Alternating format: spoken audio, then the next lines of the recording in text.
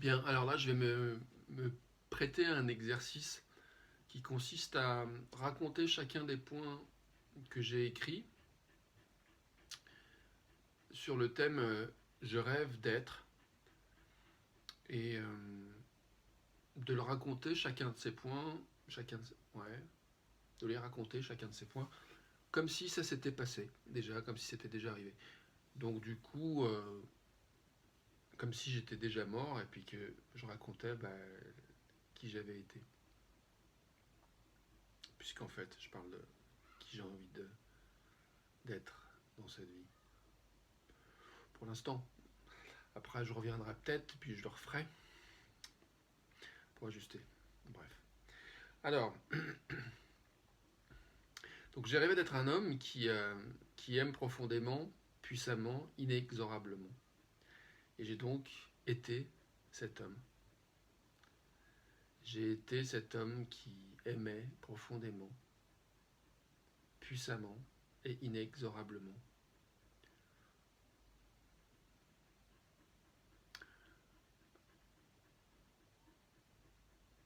Que dire de plus? Des exemples? Par exemple, j'ai eu 10 enfants.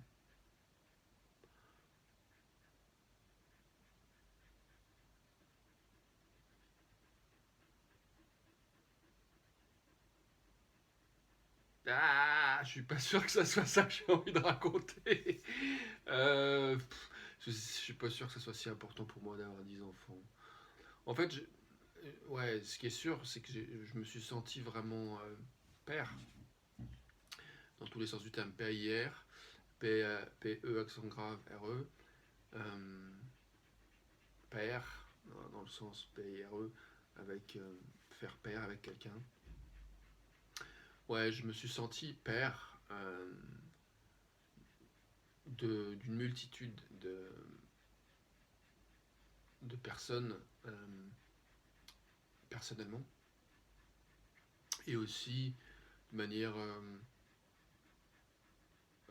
plus globale et non pas moins personnelle mais plus lointaine puisque en fait ce que j'ai légué ça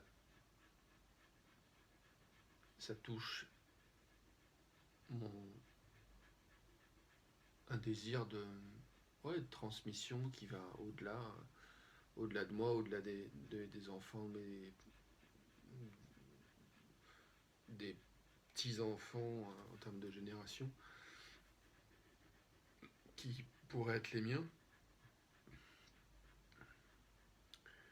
Et surtout, en fait, ce que je peux dire de cette idée que j'ai été un homme qui a aimé profondément, puissamment, inexorablement, c'est comme s'il y a quelque chose où euh, ma vie a pris des méandres parfois incroyablement complexes et bien souvent incroyablement difficiles à comprendre à la fois de moi-même et de mon entourage, proche et moins proche. Et cependant, il y a quelque chose en moi qui a toujours persévéré, qui était toujours. Je vais ajuster un truc.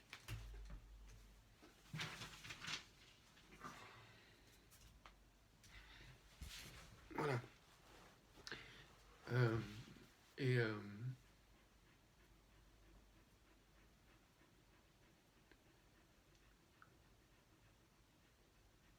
et les choses petit à petit ont fait sens en fait.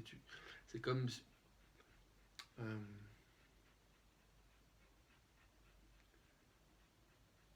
je pense à l'eau qui rejoint la mer en fait, les sources des rivières en fait alimentent les cours d'eau qui rejoignent l'élément océan et mer qui permet de s'évaporer et de nourrir arroser les montagnes et les sommets des montagnes et les toits des montagnes et de nourrir, de redevenir la source, enfin d'alimenter le cycle de l'eau. Et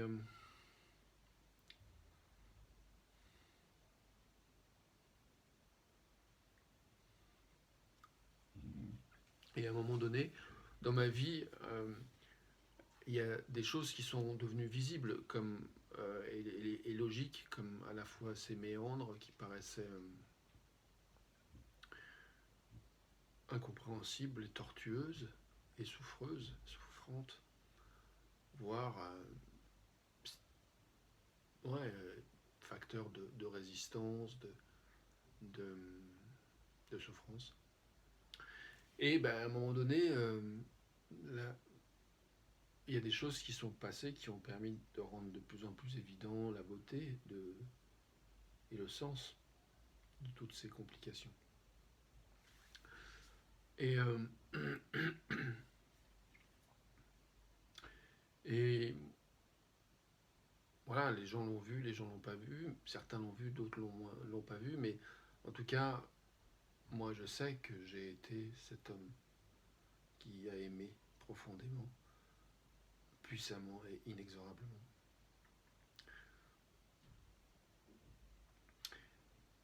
J'ai rêvé de dire cela, j'ai rêvé de dire que j'étais un homme qui aimait profondément, puissamment, inexorablement.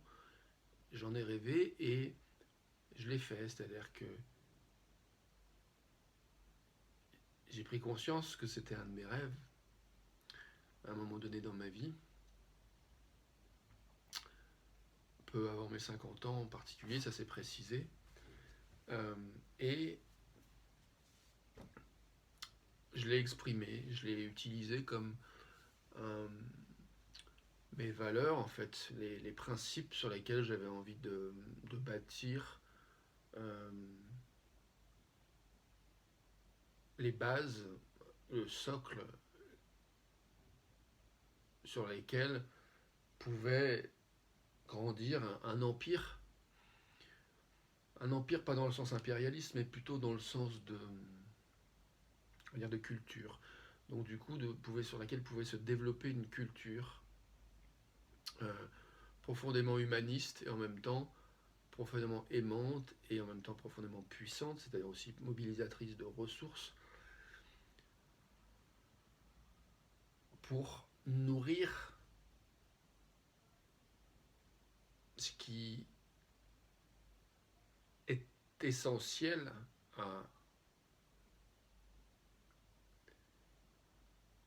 notre culture humaine, dans ce qu'elle a de meilleur.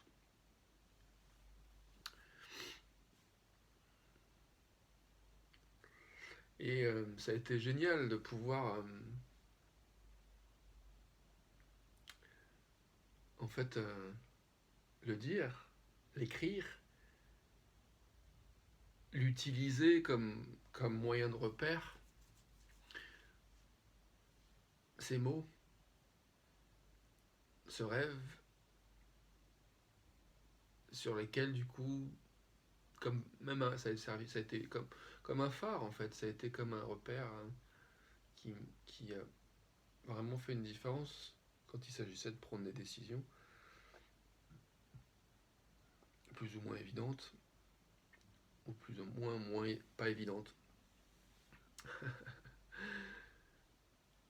J'ai rêvé d'être un homme rock'n'roll, d'être un être humain sensible, à l'écoute, et aussi fort, heureux et en bonne santé. Et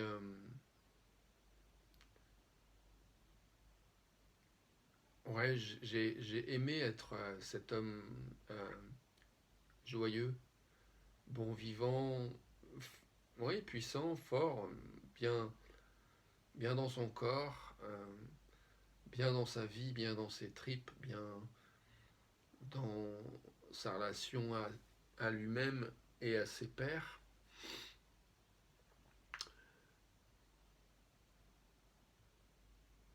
Là aussi, dans tous les sens du terme. Et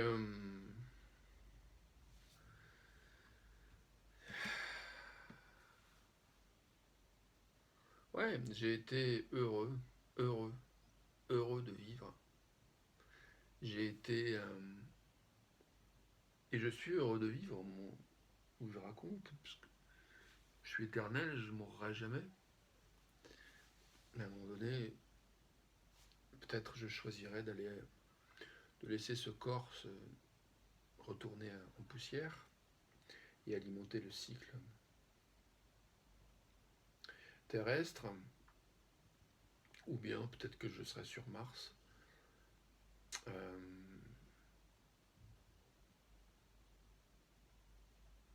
je me souviens plus au moment où je te dis tout ça, où est-ce que j'ai fini ma vie, parce que j'ai pas encore décidé.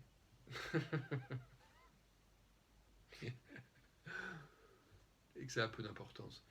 Disons que pourquoi je parlais de tout ça, en fait, ce moment où je te raconte tout ça, ce que j'ai vécu, voilà, c'est un moment de bilan, et de toute façon, mon existence n'est pas finie, bien entendu. Je te parle juste d'un chapitre que j'ai bel et bien vécu, et que je suis bien heureux d'avoir vécu. Et donc, comme je te disais, j'étais heureux et en bonne santé. Bonne santé au sens de vraiment connecté à ma source, connecté à mes profondes aspirations, connecté à mes valeurs, connecté à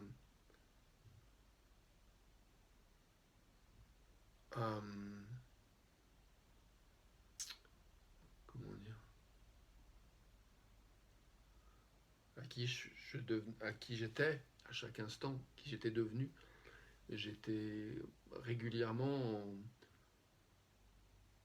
euh, en lien avec moi-même, et j'avais régulièrement des temps et des pratiques qui me permettaient de venir rencontrer et faire les mises à jour et les ajustements, comme on dit en anglais, to update, donc remettre à la page, mise à jour et remettre à la page de qui je devenais au fur et à mesure, et cela de manière quotidienne, hebdomadaire, mensuelle et annuelle, et aussi chaque décennie passant.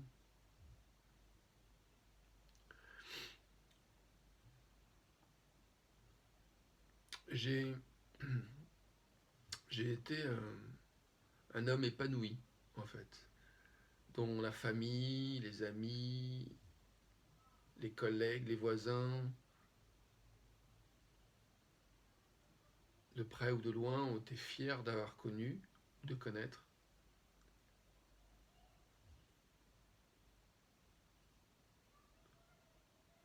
Et ça, c'est une grande fierté pour moi d'avoir pu autoriser à être vu dans l'essentiel de ce qui m'habitait, et d'avoir vraiment grandi dans cette capacité d'accueil de la diversité euh, la plus globale, la plus totale, la plus illimitée. Et ça a été un processus, bien sûr, ça a été un parcours, ça a été à chaque fois un enrichissement constant et incessant, puisque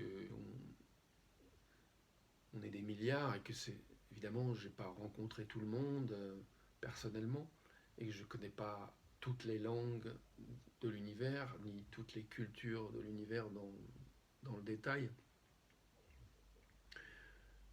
Mais j'ai eu une vie qui m'a permis d'avoir oui, une culture générale vaste, et, et qui m'a ouais, permis de rencontrer une multitude de personnes, de cultures, et j'en suis ému de voir la chance que j'ai eue de vivre la vie que j'ai vécue. Hmm.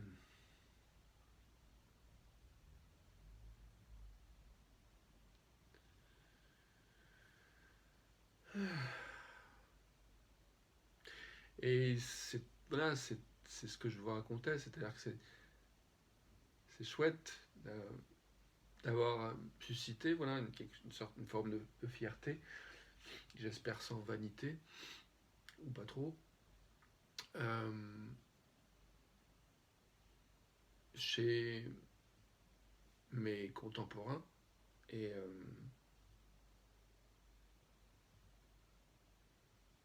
et en même temps, je vois que voilà, j'ai légué quelque chose qui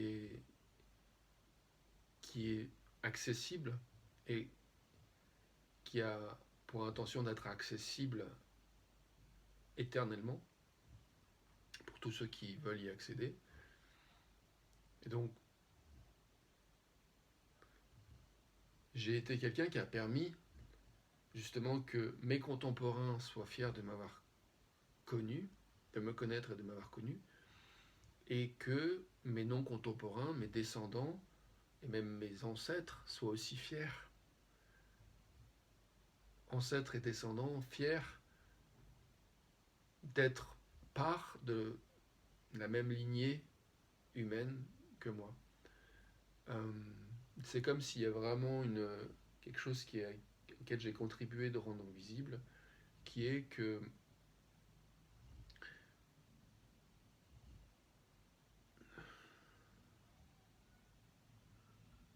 on est reliés, on fait partie de la même famille.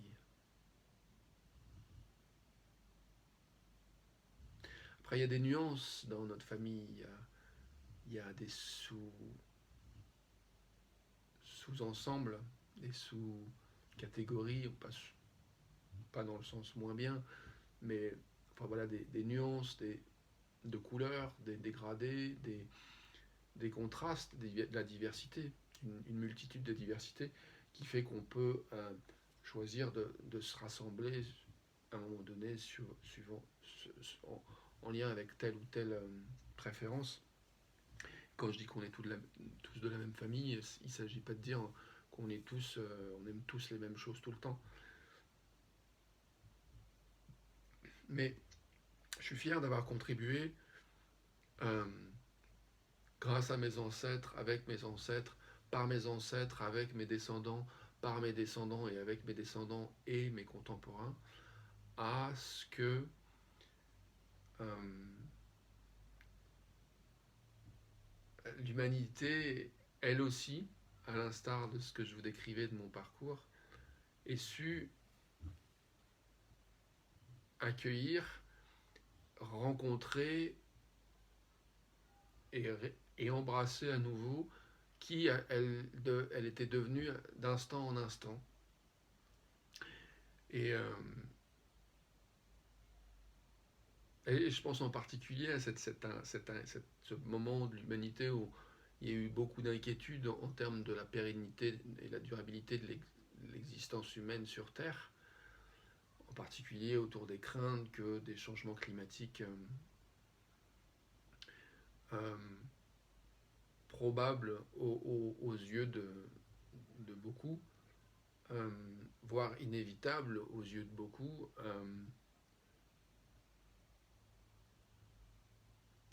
je suis content d'avoir fait. Je suis plutôt fier d'avoir fait partie de ceux qui ont choisi de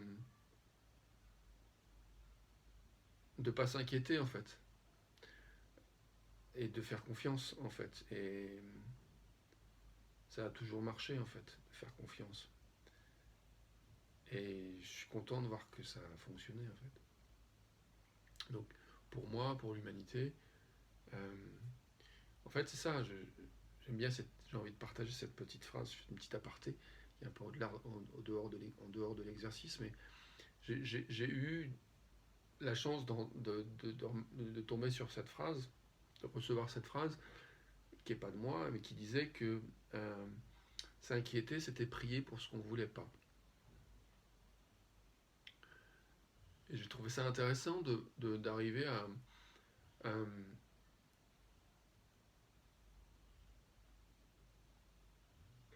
entendre, accueillir notre sensibilité pleinement, notre sensibilité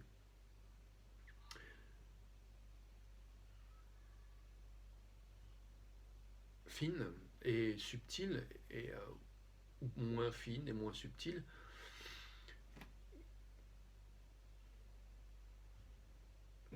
je veux dire, notre capacité à appréhender, à percevoir, à voir, à reconnaître dans nos expériences euh, les choses qui correspondent à ce qu'on veut et les choses qui correspondent moins à ce qu'on veut. Et d'en extraire, en fait,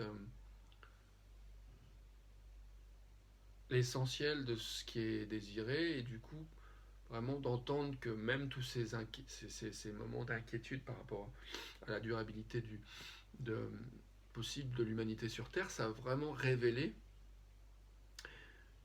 à quel point il y avait un désir de vivre dans une confiance plus grande, une détente plus grande, un soin plus grand de notre environnement, euh, au sens large du terme,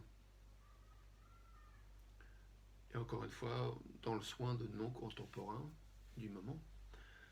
Euh,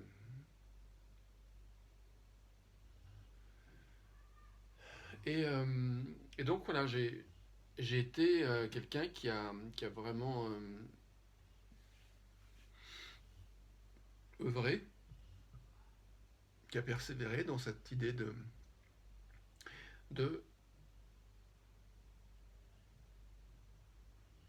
traduire ou rendre lisible, ou plus lisible, ou plus compréhensible, ce qui pouvait être désiré et qui parfois s'exprimait et se manifestait dans nos expériences de manière méandrique, compliquée, complexe. Donc c'est pas seulement mon parcours complexe que j'ai euh, permis de rendre compréhensible, c'est aussi le parcours complexe et méandrique de l'humanité et de chacun d'entre nous, plus directement ou indirectement. Et ça, on n'est pas été, enfin on a tous été pas peu fiers de qu'ensemble, finalement, parce que j'ai pas fait tout ça tout seul, ensemble on ait pu contribuer à ça. Et je crois que c'est ça, j'aime bien aussi rappeler que euh, j'ai été quelqu'un qui a su trouver son public, a su trouver aussi son système de soutien, a su trouver son réseau, a su trouver ses frères et ses sœurs, ses pères et ses mères et ses pères et ses mères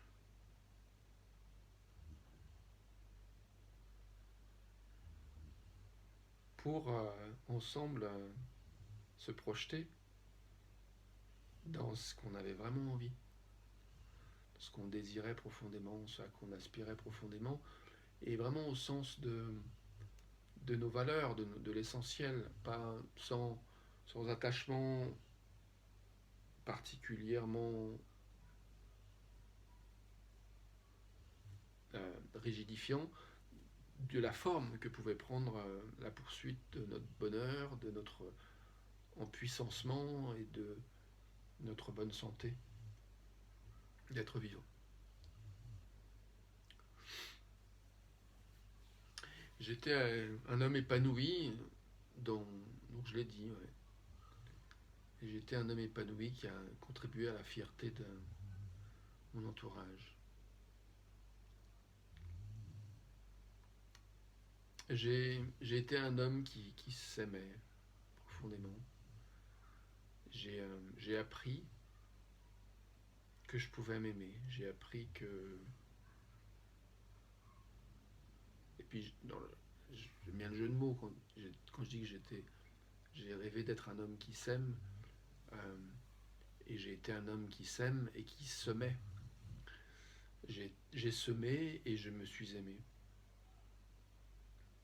Je me suis aimé profondément. Je me suis aimé passionnément. Je me suis aimé dans le sens d'aimer profondément l'expérience qui m'était donnée d'observer de mon point de vue personnel, individuel, enrichi de tous les croisements de regards que j'ai pu avoir dans la collectivité humaine que j'ai pu rencontrer à travers toutes les expériences qui m'ont été permises et que je me suis permise de vivre.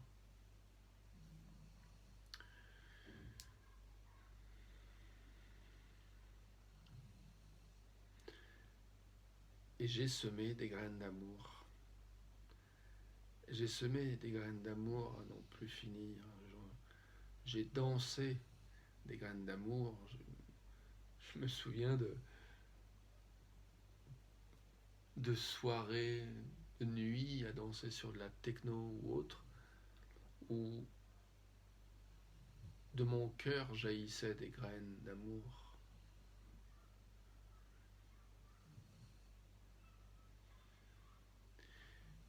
Et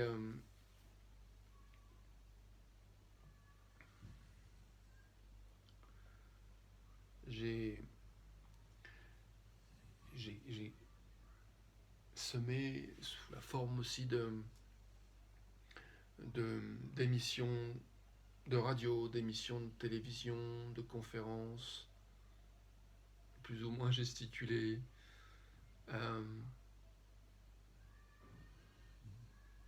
Et j'ai adoré aussi écrire des livres, j'ai aussi adoré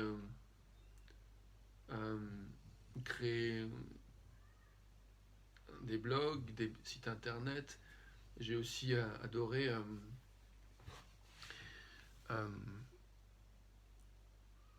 permettre que les événements d'apprentissage, de co-création auxquels j'ai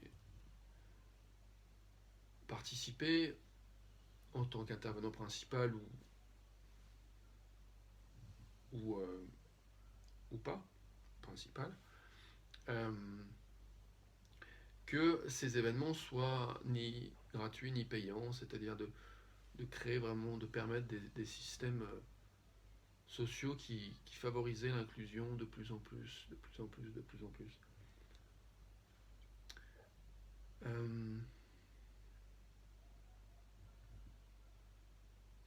J'ai vraiment adoré en fait avoir contribué à ce que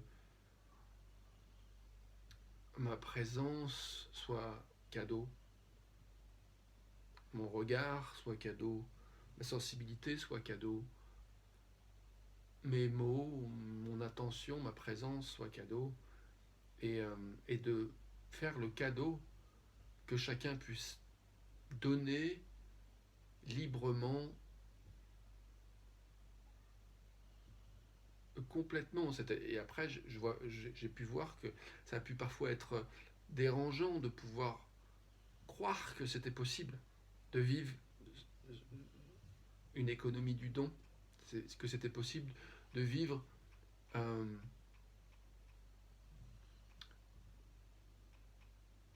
de manière qui révolutionnait un petit peu des standards et des programmations intérieures en relation avec l'argent, avec les ressources, avec des fausses valeurs qui ont été polluantes longtemps et dont on a réussi à se dégager, auxquelles j'ai contribué avec mes pairs à dégager, c'est-à-dire de sortir de ces idées du mérite, pour simplement être plus en lien avec ce qui vient vraiment du cœur spontanément, et de vraiment de libérer en fait des flux énergétiques de manière naturelle, fluide, sans effort, facile. Et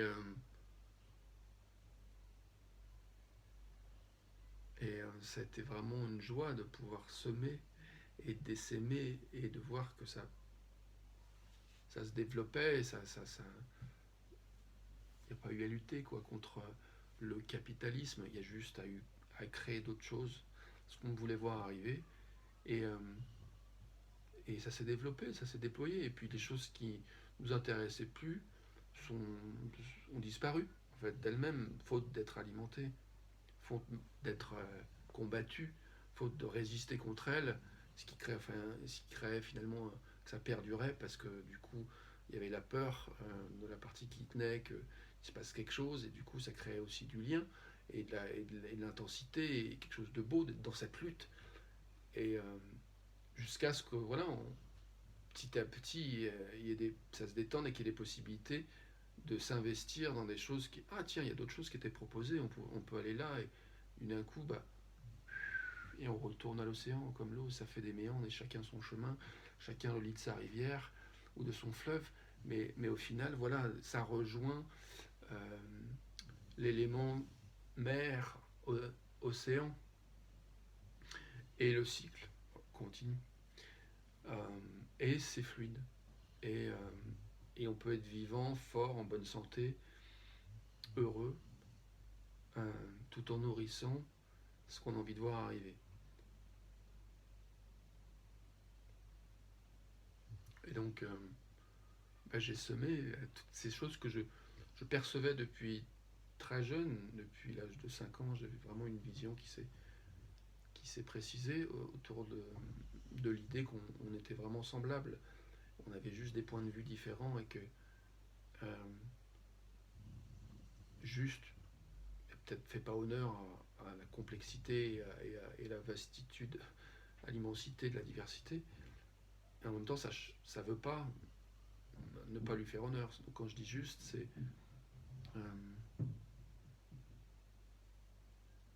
ouais, juste imagine que tu étais né dans ma peau à ma place, tu n'aurais pas eu le même point dans ma famille, tu n'aurais pas eu le même point de vue que celui que tu as eu quand tu es né dans la famille où tu es né et à l'endroit où tu es né.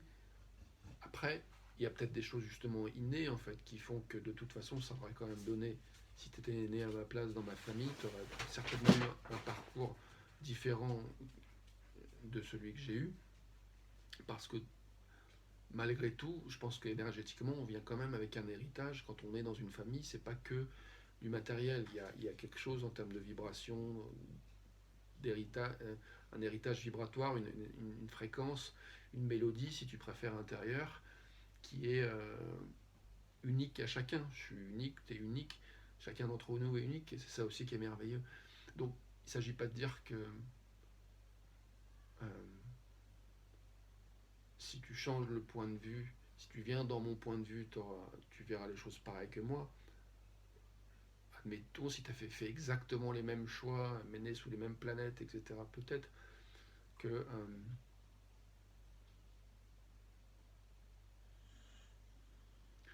c'est possible. Je me dis peut-être, voilà, si on avait exactement les mêmes éléments, les mêmes lieux, oui, tu aurais eu le même parcours que moi si tu avais, peut-être.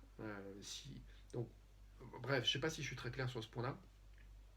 Je ne sais pas si je vais couperai ce bout au montage ou quoi, ou ça sera l'occasion de développer dans une autre vidéo. Mais en tout cas, euh, le fait d'avoir eu le parcours que j'ai eu, et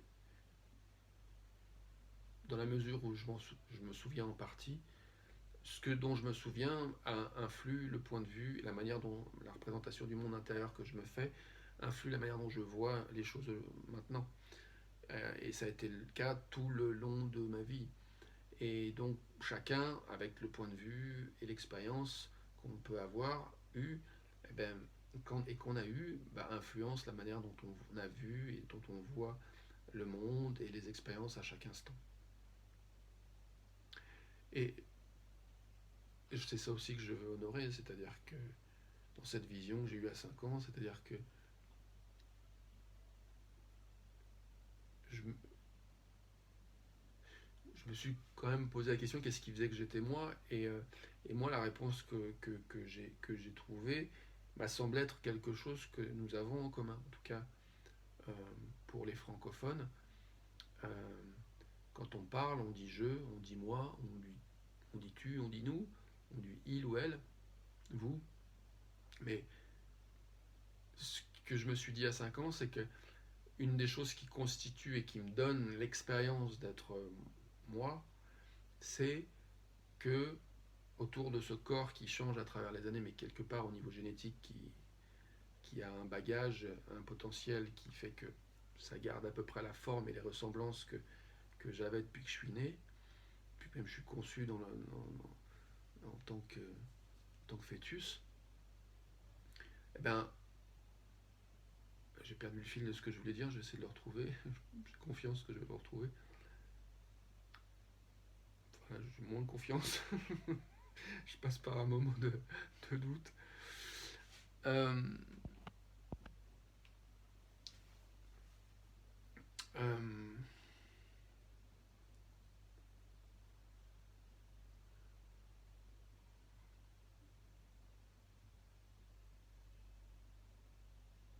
j'ai un petit stress là. Je vais couper la vidéo puis je vais refaire. Parce que j'ai peur que ça coupe.